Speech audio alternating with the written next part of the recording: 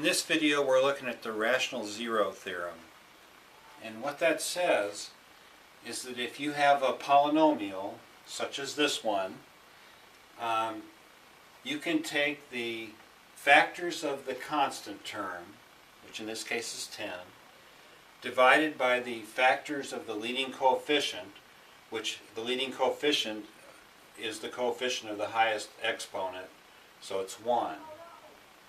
So you have the possible factors of this polynomial are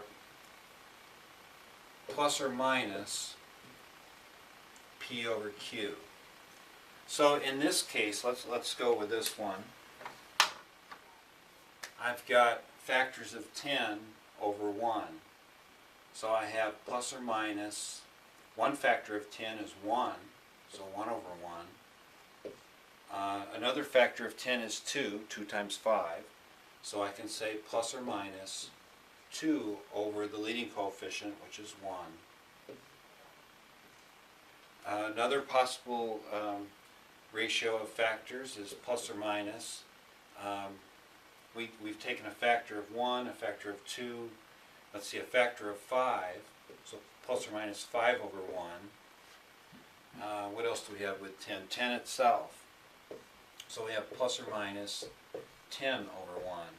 And of course, when you divide by 1, it's just that number. So let's just take these out.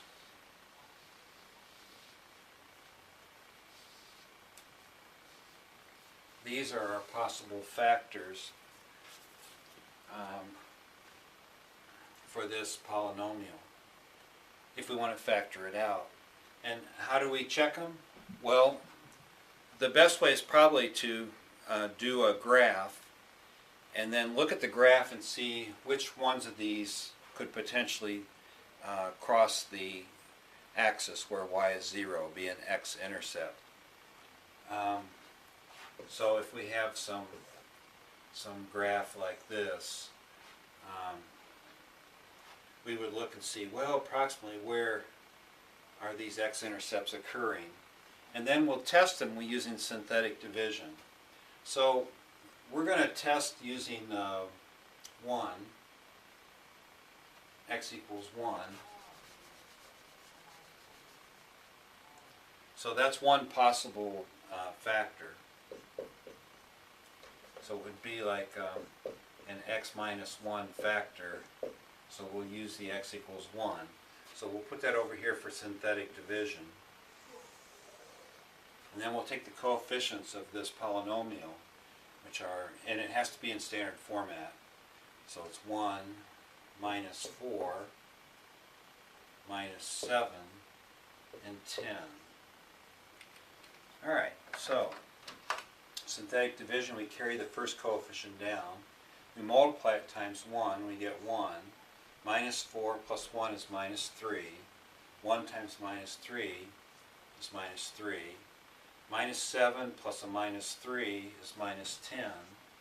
1 times minus 10 is minus 10. 10 minus 10 is 0. So we have a remainder of 0, which means that it did factor evenly into the polynomial. So one of the factors of the polynomial is x minus 1.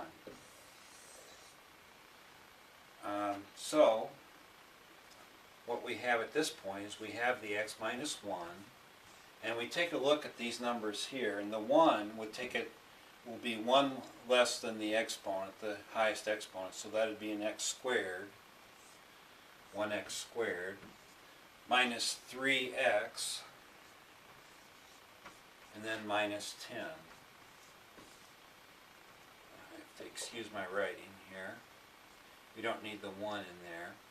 So here was the binomial factor, and here's the trinomial that's left. Now, with the trinomial that's left, we may be able to factor it further. And I'm not sure on this one, but one technique that you can use, I can use an X diagram, and I'll put a minus 10, the C value here, and the B value is minus 3. And then what factors multiply together to get minus 10, but sum together to get minus 3. So that would be, minus is going to dominate. So I'll say minus 5 plus 2. That would work. So actually I can replace this trinomial with an x minus 5. Running out of room here. X minus 5 times x plus 2. X plus 2. And we had this x minus 1. That didn't change. So that's still in there, x minus 1. So we ended up with x minus 1 times x minus 5 times x plus 2.